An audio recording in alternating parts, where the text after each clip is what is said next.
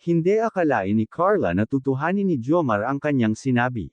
Jomar, nasaktan pala ito sa sinabi ni Carla. Bago ko ipagpatuloy ang maiksing reaction video na ito, hiling ko lang na patapusin ang panunood nito para malaman ang nilalaman nito, at kung bago ka pa lang sa munting channel na ito, paki-subscribe para lagi kang updated sa video ng mga kalingap.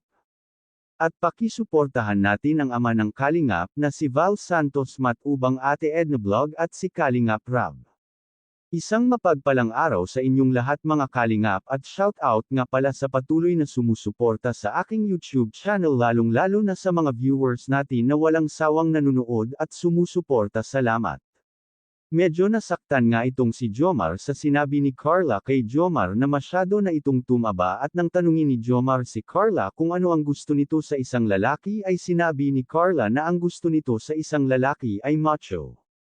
Kaya nang marinig ito ni Jomar, ay sinabi niya sa kanyang sarili na kailangan niyang mag-gym araw-araw.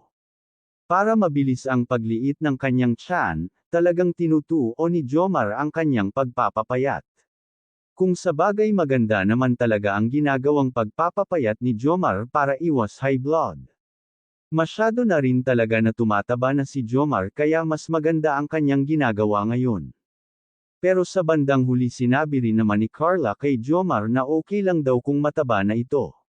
Basta ang importante ay mabait, dahil iyon naman talaga ang importante sa isang tao, ang mabait, dahil aanhin mo naman ang maganda ang katawan kung pangit naman ang ugali.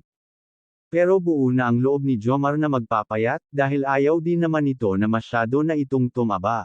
Gusto rin naman ito na pamayat siya ng konti, gagawin daw niya ito para sa kanyang sarili.